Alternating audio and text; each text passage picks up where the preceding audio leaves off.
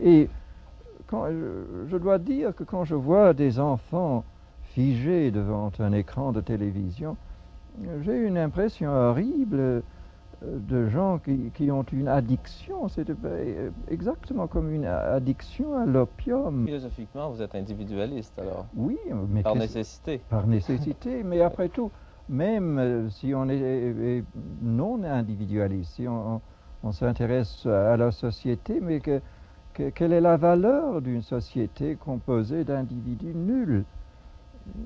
C'est là le danger que nous pouvons faire avec une espèce de compresseur, éliminer les idiosyncrasies individuelles pour créer quoi? Une société peut-être stable, même ça, j'en doute, mais une société stable, mais complètement inintéressante et sans valeur. Après tout, les valeurs sont nécessairement dans l'individu.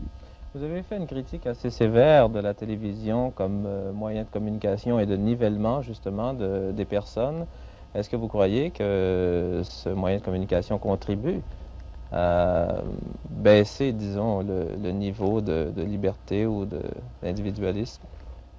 Oui, en général, je trouve, je vois assez rarement la télévision, mais je trouve que la plupart des programmes sont au fond purement des distractions.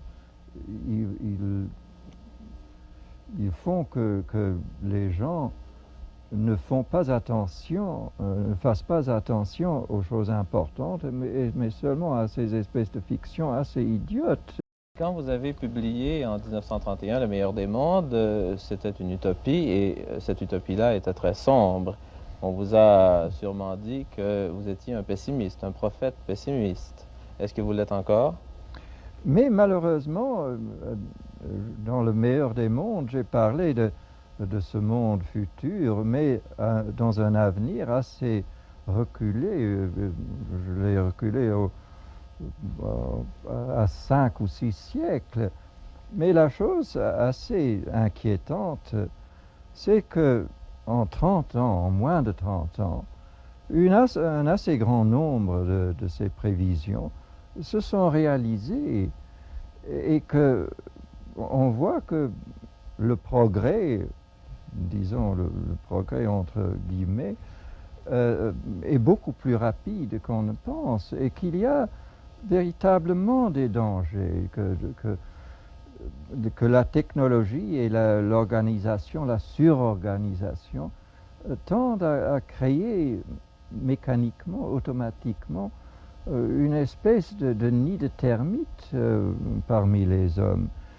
Mais le danger est pour la personne humaine qui serait Le danger, oui, pour la personne humaine précisément. Et je trouve que là, nous avons tous un devoir de lutter pour cette malheureuse personne humaine qui semble dans un grand danger. Et je crois que c'est vrai pour tout le monde. Et évidemment, le danger pour la personne humaine est le plus grand dans les pays les plus évolués techniquement et d'une façon organisationnelle.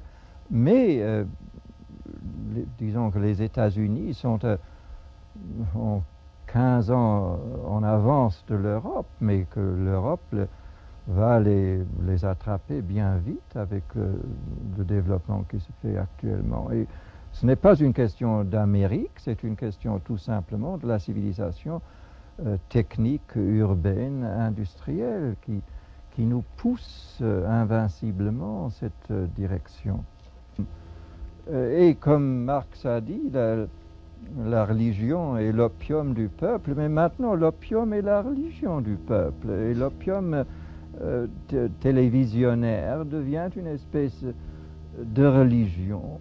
Au lieu d'avoir une bonne religion, mais en tout cas, ayons une bonne religion, mais d'avoir une religion de pure distraction et d'imbécilité, c'est vraiment assez grave.